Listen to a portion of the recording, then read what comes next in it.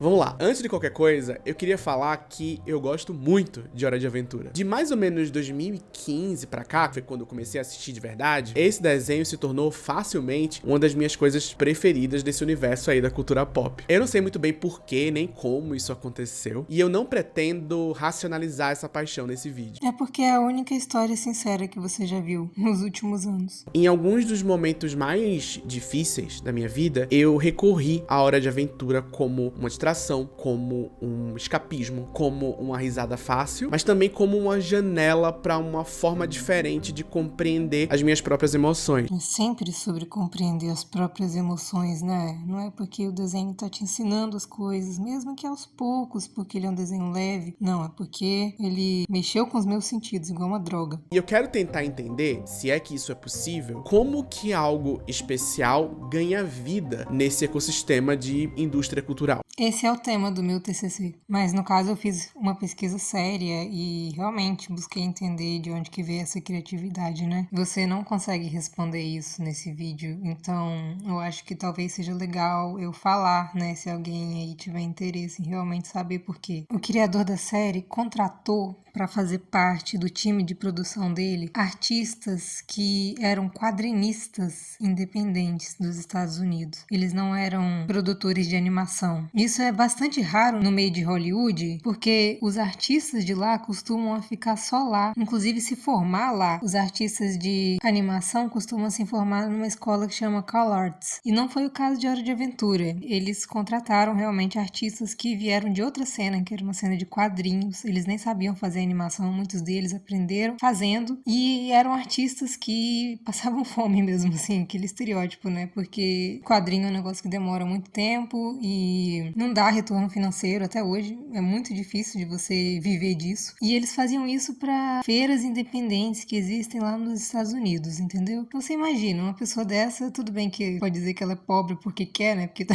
investindo numa carreira que não faz muito sentido, mas de certa forma eles não eram exatamente o típico hollywoodiano, né? Porque em Hollywood, pra você viver lá, é muito caro e as pessoas que moram lá geralmente são ricas pra caramba. Estão tentando fazer o nome delas nessa indústria e não foi o caso dos criadores de Hora de Aventura. Eles não estavam tentando fazer esse nome, eles foram inesperadamente contratados para trabalhar lá. O Pendleton Ward, que é o criador, ele gostava de quadrinhos independentes e o Cartoon Network estava dando essa chance para os criadores colocarem a visão deles, né? Então eles deixaram o Pendleton Ward contratar essa equipe. Fora isso, tem outra questão que é o fato de, que você vai falar aí no vídeo, que é a série ser feita a partir de storyboards, né? Ela não é uma série que é feita a partir de roteiro, não tem um roteiro. Os artistas recebem uma sinopse do episódio, tipo, o Finn encontra a Princesa Jujuba e vai na aventura mágica e acontece isso, isso, isso. Eles recebem essa sinopse do episódio e eles próprios escrevem o episódio ao mesmo tempo que eles desenham, como se fosse uma história em quadrinhos, que é o storyboard, falando tudo que vai acontecer na série. Então tudo é resolvido já no desenho. Os artistas são escritores também. Eles que decidem todos os diálogos, inclusive pontos de história que não estavam lá. É muito comum que eles peguem a sinopse que eles receberem, jogam fora e façam outro episódio. Isso acontecia. E o que isso tem a ver com a criatividade, né? O storyboard, como a forma principal de produção, é uma coisa velha na animação já, mas não era tão comum em animação para TV, principalmente do Cartoon Network, não era muito comum nessa época. E quando o Pendleton Ward traz isso de volta, isso acaba dando uma criatividade maior do que se via até então em séries, porque o estúdio não tem como controlar o que está sendo feito, até já tá quase pronto, porque eles não têm um roteiro para provar, entendeu? Então como é que eles vão saber como é que vai ficar? Eles têm que esperar e ver, já com todo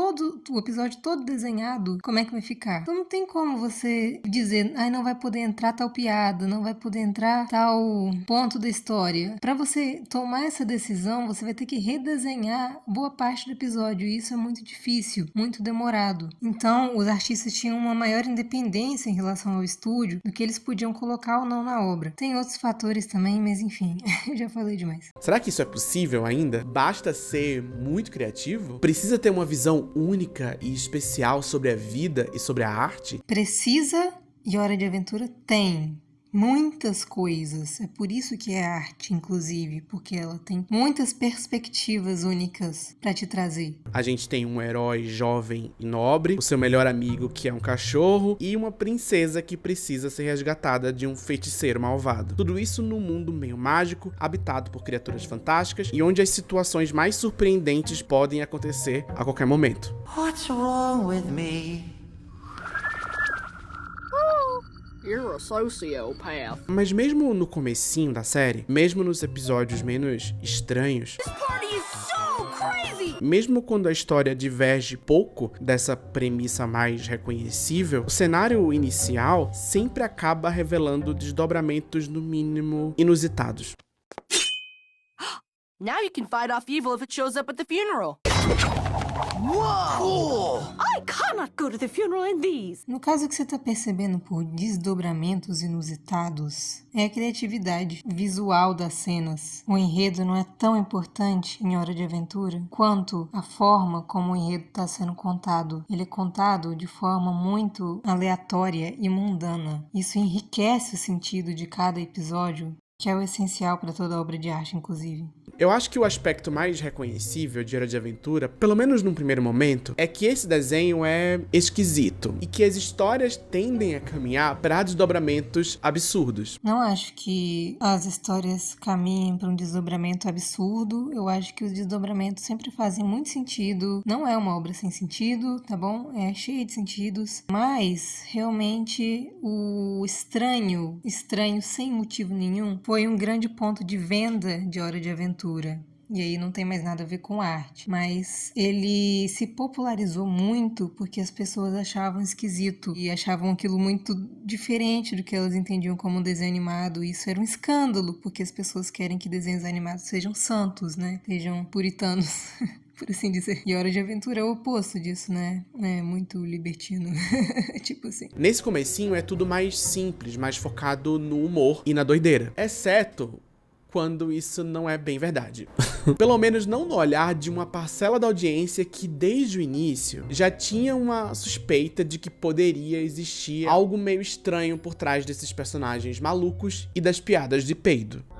Deixa eu explicar melhor. Nesses primeiros anos em que a série estava começando a conquistar seu espaço no mundo, enquanto o público acompanhava Jake e Finn enfrentando monstros, bruxas e terríveis placas de sinalização, Time to call your mama's evil signpost. uma parte da audiência, pouco a pouco, começava a reparar em alguns detalhes curiosos aqui e ali. Durante algumas das aventuras, os fãs começaram a encontrar elementos estranhos, quase imperceptíveis em alguns cenários, tipo esses pedaços de metal e o que parece ser uma máquina de lavar antiga nessa cena, uma van abandonada nesse outro momento, vestígios de uma cidade submersa, veículos abandonados, utensílios domésticos enferrujados, enfim, parece que o mundo onde essa história se passa é feito de vestígios de uma civilização que não existe mais. Aliás, até na primeira cena da abertura do desenho, também é possível ver uma televisão quebrada, fitas VHS largadas, alguns objetos metálicos e, claro, 3 ogivas nucleares.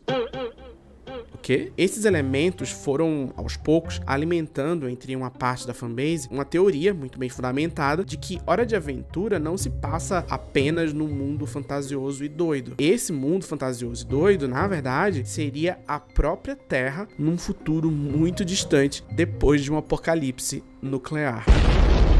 Uma teoria que, aos poucos, foi sendo comprovada pela própria série. À medida que a trama de Hora de Aventura ia crescendo e se transformando, os personagens iam ganhando diferentes níveis de profundidade. If just being born is the greatest act of creation, then what are you supposed to do after that? Isn't everything that comes next sort of a disappointment? Slowly entropying until we deflate into a pile of mush? Tanto os protagonistas quanto o elenco de apoio. Durante esses 10 anos em que a série foi exibida, quase que todo mundo que aparece nela foi ganhando camadas e camadas de profundidade. Eles foram criando várias histórias para os personagens, né? Os criadores pegaram a ideia original de cada personagem e expandiram sempre na direção que eles estavam mais afim no momento. Como se fosse fazer uma fanfic oficial, só que a fanfic é o próprio próprio desenho, entendeu? Hora de Aventura pega arquétipos muito simples, tipo herói, princesa, etc. E eles criam aleatoriamente cada vez mais histórias por trás de cada um desses arquétipos. Eles não planejaram nada disso, tá bom? Não foi a intenção que, com o tempo você vai entendendo melhor os personagens, porque você vai amadurecendo com eles. Não foi essa a intenção foi realmente deixar os artistas livres para criarem o que eles quiserem. Obviamente que eles quiseram acrescentar cada vez mais profundidade, porque o que mais que eles fariam, né? A princesa que supostamente precisa ser resgatada, nem sempre precisa ser resgatada, e na verdade, ela é muito mais do que uma simples princesa. Ela é uma estadista, uma cientista, uma fashionista, às vezes DJ e possivelmente fascista. You're still spying on me? I'm PB. I spy on everybody. O que eu fico mais puta com essas análises de Hora de Aventura, que sempre fala da princesa Jujuba, ela era muito mais simples, e depois a gente vê várias faces dela e esse tipo de coisa, é que eles nunca realmente param para analisar o que representa a princesa Jujuba e todos os outros personagens e todos aqueles arcos, o que eles querem dizer. Você vai ver esse cara falando nessa análise muitas vezes que Hora de Aventura é um desenho muito filosófico e reflexivo, e sei lá mais o que, esses termos. Mas quais as filosofias, entendeu? Porque ninguém nunca elabora. Vocês já viram alguém elaborar? Comenta aqui. Hoje a necessidade de fazer análises sobre a princesa Jujuba, principalmente, explicando o que ela é. Eu fiz essa análise em um texto meu, mas foi de uma forma muito resumida, e é uma análise que eu tenho toda na minha cabeça. Eu também só nunca parei para escrever, então nota mental para mim mesma. Tudo isso cercado por uma mitologia rica, complexa, que dá vida a diferentes arcos narrativos entrelaçados entre si e que perpassam não só a história desse mundo, como a de outros planetas, outras realidades, e que são atravessados de forma muito coesa pela temática do eterno retorno, que aparece em cada cantinho dessa história tão interessante. Everything repeats over and over again. No one learns anything because no one lives long enough to see the pattern. You've bested me in many worlds, child. But I always return. A coisa da história sempre se repetir foi inventada, por assim dizer, pelo Adam Muto, que é o showrunner das últimas temporadas. E essa ideia é basicamente uma forma dele controlar a história, para a história não se desenvolver para lugares muito diferentes da concepção original. Então tudo sempre volta ao episódio 1, igual toda série precisa para se manter no ar. Isso não é nenhuma discussão filosófica, de forma alguma. Eu acho que você está pegando algumas ideias que o time de escritores das últimas temporadas tiveram com o Adam Muto e falando que esse é o tema central de Hora de Aventura e sempre foi. E não é assim. Alguns escritores quiseram dizer, sim, que as coisas sempre retornam, igual você pontuou aí, mas isso não é uma verdade universal da série. É uma das múltiplas opiniões que você vê na série, porque a série é múltipla. Se eu fosse tentar encontrar um tema central que perpassa todas as temporadas, eu diria que é a conversa de Hora de Aventura com o público, porque como você muito bem falou, os fãs percebiam essas coisas no cenário e nos detalhes da história, e eles faziam muitas teorias da conspiração, muitas suposições, e Hora de Aventura tá sempre respondendo a essas suposições, né? Foi assim com a Marceline e a Jujuba, né? Eles demoraram, tudo bem, mas eles acabaram falando, elas realmente eram um casal, essa coisa do mundo pós-apocalíptico também. Eu não sei como essas ideias surgiram, eu não sei se alguém tinha pensado nela desde os primeiros episódios. Eu duvido muito, até pelo que a gente vê na primeira temporada, eu acho que algumas coisas contradizem que isso tenha sido pensado desde o início. Mas eu acho que esse elemento pós-apocalíptico tem muito a ver com essa resposta ao público, porque o público faz muita teoria na internet e gosta de pensar no pior. Tipo, nossa, imagina se na verdade fosse tudo um sonho, imagina se isso fosse um mundo pós-apocalíptico, e parece que a tentativa de Hora de Aventura de incorporar isso na série é uma forma de falar pro público, sim, todas essas coisas doidas que vocês ficam falando na internet são verdades, elas aconteceram e não importou. A gente tem que lembrar que Hora de Aventura foi um dos primeiros desenhos a pensar nessa interação com o público na era da internet, né? E as pessoas da internet falam muita coisa coisa alarmista. É por isso que o desenho incorpora elementos alarmistas como uma reação a isso. E é uma forma de acalmar as pessoas. Nenhuma dessas coisas importa no final das contas. A Terceira Guerra Mundial ter acontecido não acabou com a humanidade, não acabou com o planeta Terra, a vida continua. E não importa que ser do além que venha interferir na vida do Finn e do Jake, eles vão sempre encarar aquilo numa boa, porque eles entendem que viver o momento é mais importante do que essa eterna especulação alarmista. Se eu fosse dizer qual a mensagem de Hora de Aventura, eu diria que é algo como a máxima da química: na natureza nada se cria, nada se perde, tudo se transforma, porque tá tudo sempre mudando de acordo com as ideias doidas que a produção tá criando e com a resposta às teorias dos fãs, e tudo permanece, né, como diz a música. É sobre apreciar o dia a dia e a normalidade da vida acima de qualquer coisa doida que possa surgir na sua frente. É entender que a forma como as coisas estão acontecendo e sendo ditas é mais precioso do que seres do além interferindo na sua vida. No início, as coisas eram um pouquinho mais simples e envolviam menos gente. Em 2005, o projeto de um curta-metragem de 1 minuto, escrito e animado por Pendleton Ward, foi apresentado para Nickelodeon na esperança de virar uma série de TV. A historinha seria protagonizada por 2 heróis sem nome, um garoto e um cachorro falante, além de uma princesa chamada Jujuba e um rei gelado. Mas nessa época, o Ward ainda era inexperiente e o seu estilo rústico não conseguiu convencer a emissora a comprar esse projeto. Apesar disso, a ideia não morreu ali não. No mesmo ano, a premissa foi expandida para um curta-metragem de 5 minutos, produzido em parceria com a Frederator Studios, como parte de um programa de TV chamado Random Cartoons, que era exibido na Nickelodeon. Os protagonistas agora tinham nomes: Pen, o garoto, e Jake, o cachorro que estica. Mas antes do curta ser exibido oficialmente, ele vazou na internet e acumulou milhões de visualizações, o que abriu uma nova janela de oportunidade para que a Nickelodeon topasse transformar Hora de Aventura numa série animada com uma temporada inteira. Mas a emissora recusou. De novo. Depois dessa recusa, o Pendleton Ward passou a se dedicar a um outro projeto, As Trapalhadas de Flapjack, que foi exibida na Cartoon Network entre 2008 e 2010. Foi esse projeto que permitiu que o animador aprimorasse suas habilidades, igual um herói de RPG, e pudesse brigar de novo por Hora de Aventura, dessa vez numa nova emissora.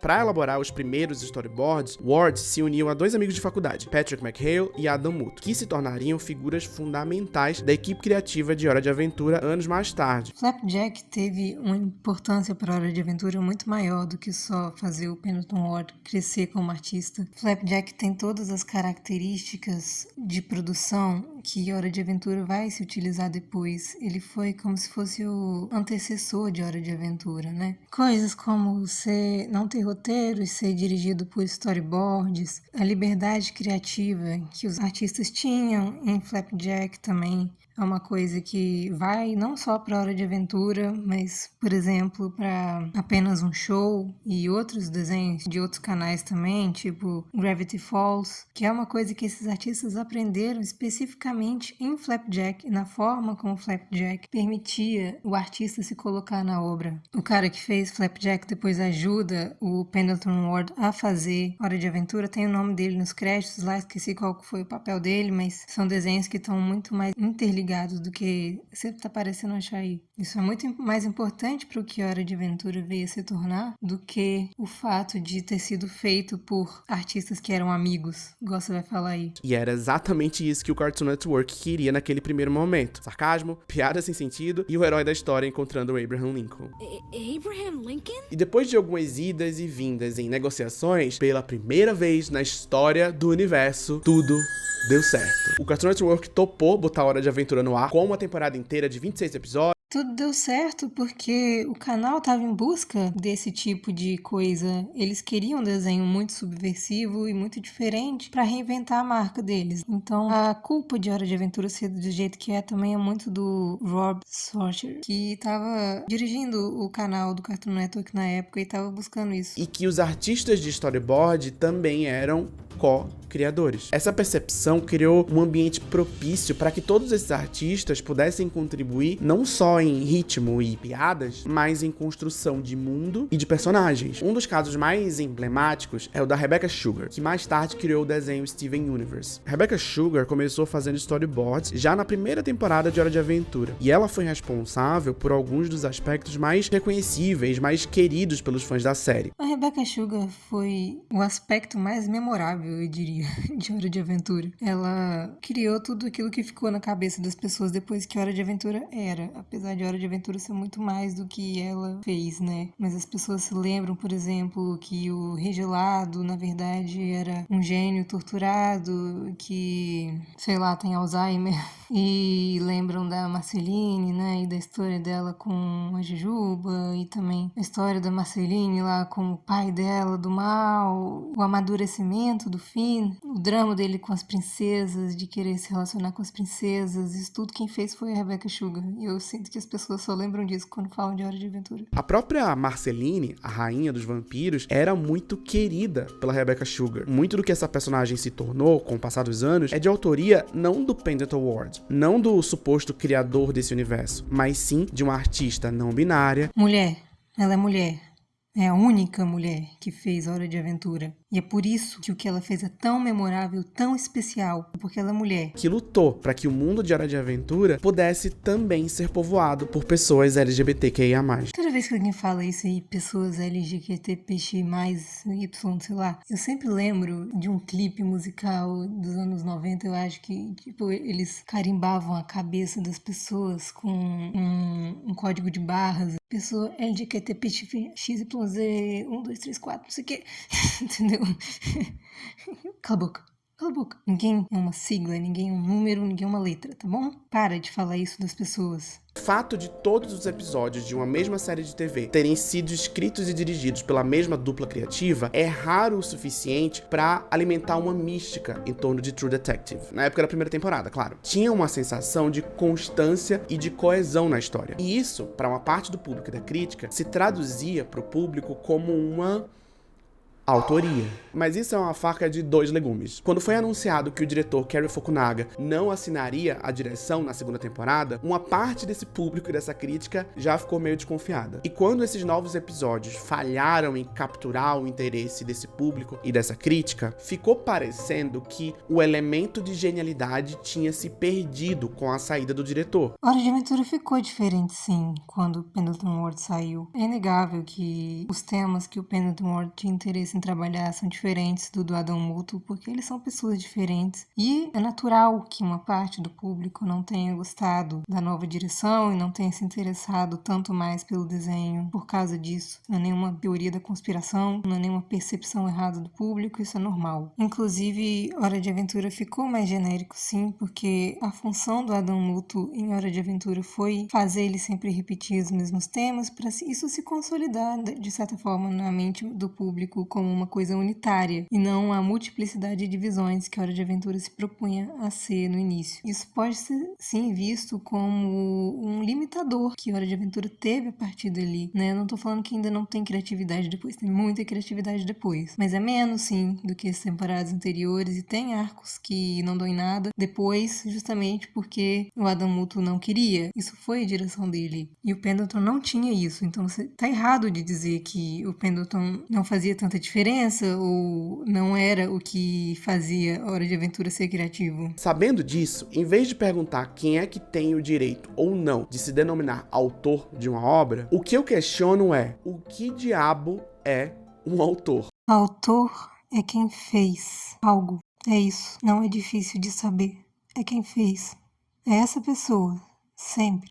Invariavelmente. Não tem duplo sentido o termo. É só isso mesmo. A ideia de autoria, como a gente conhece ela hoje, é o produto de transformações que constroem, que moldam o mundo moderno, que criam uma visão específica de autoria que é centralizada numa única pessoa, num único indivíduo. Vocês entenderam alguma coisa que ele falou? Não? Ah, é porque não faz sentido nenhum mesmo. Fica tranquilo. Como que a gente pode falar de Barbie sem falar de Margot Robbie? A pessoa que produziu o filme, que protagonizou o filme. A única maneira da gente excluir Margot Robbie dessa função de autora é se a gente for muito rígido nos nossos critérios de autoria. E eu não falo isso pra descredibilizar a Greta Gerwig. As duas são autoras. No caso, a Margot Robbie é autora da atuação e a Greta fez a direção, né? Entendeu? E a Margot fez alguma coisa aí que ela chamou de produção, que até agora eu não entendi o que é. Segundo Michel Foucault... O pedófilo, o que tem? Não, mas é sério. Michel Foucault... Ele pôs esse efeitinho no nome do Michel Foucault porque ele sabe que é ridículo citar esse cara, mas ele vai citar mesmo assim. Ele quer se mostrar autoconsciente de que o Michel Foucault é meio ridículo, mas ele não consegue, porque no final das contas toda a argumentação dele é baseada nas mesmas coisas sem sentidos que o Michel Foucault falava, então assim... Esse careca aqui argumenta que a função autor não é tão absoluta e universal como a gente pensa. Ela é flexível, ela muda de acordo com o lugar, com a cultura, com o tempo. Durante muitos séculos da história humana, textos e ideias poderiam circular livremente sem que a autoria fosse prerrogativa pra nada. Harrison Ford foi o que fez Hora de Aventura acontecer. Ele merece essa condecoração, sim. Quando a gente chega na era do cinema, a gente vai se deparar com um impasse. Por mais sofrido que você seja, por mais artista que você seja, por mais que você tenha tuberculose em todas as células do seu corpo, fazer um filme inteiro sozinho vai ser um negócio meio complicado. A disputa sobre quem é o autor de um filme ainda hoje é um assunto polêmico. O ponto do cara é que o autor morreu, ou não existe autor, porque cinema é uma arte colaborativa. Que esse nome lá no crédito são o quê? São os autores, meu amor. Tem muitos autores. Tem, sei lá, 200. Mas tem. Sempre teve. Todo mundo sempre entendeu isso. Isso tá acontecendo há mais de 100 anos. Faz sentido você usar isso pra dizer que não dá pra saber quem fez o quê. Por que você quer tanto que ninguém sabe o que você tá fazendo? O que os outros estão fazendo, hein? Por que você tá defendendo isso? Quem é que recebe a glória no final das contas? Os bastidores de Hora de Aventura têm um blog que chama King of U. Lá eles postam tudo o que cada um fez, nos mínimos detalhes. Coisas que não entram em Hora de Aventura. As artes para capa de divulgação nas redes sociais do episódio, que eles só divulgam independentemente na internet. Eles mostram os rascunhos iniciais de cada cena, o que eles escreveram para pensar em como fazer aquela cena, quem que escreveu, como que a cena mudou depois, as coisas que não entraram, as cenas que não entraram, as cenas que eram só testes para as pessoas participarem da produção. Em entrevistas, a Rebecca Sugar fala os arcos narrativos que ela criou, que não foram outras pessoas, apesar dela não ser creditada como do time de escritores, né, assim, de escritores assim, de história, né? Ela fala exatamente qual ponto da história foi ela que fez nas entrevistas, entendeu? Isso é tudo muito transparente. Não tem motivo para você falar que não dá para saber a autoria das pessoas. Sempre dá. Para de tentar criar uma cortina de fumaça metafórica através da arte, porque isso é horrível. Hora de Aventura é sim uma obra de muito valor artístico, como outras não são. E sua função aqui tá sendo fazer parecer que não é, que não dá para saber nada de Hora de Aventura, não dá para saber nada sobre arte, porque tudo é tudo, né? Tudo é todo mundo que fez, tudo é qualquer coisa, e não é não. Então fica quieto.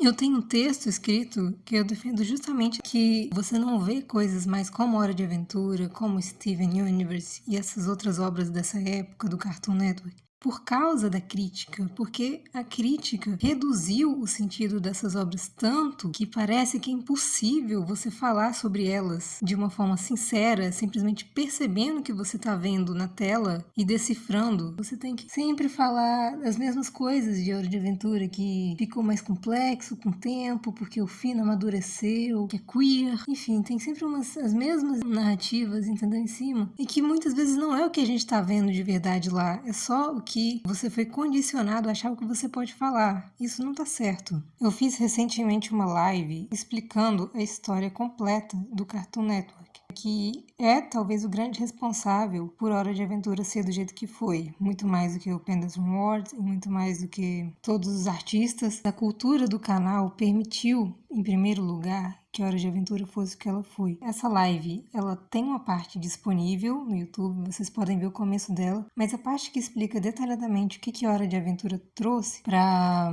a história da animação, ela tá no Apoia-se. Então vocês podem checar o Apoia-se. Eu tô fazendo isso com as lives agora, para as pessoas que quiserem me apoiar ter uma recompensa. E além disso, eu coloquei outras recompensas no Apoia-se também. Se vocês quiserem, fiquem à vontade para dar uma olhada e eu conseguir continuar produzindo conteúdo aqui.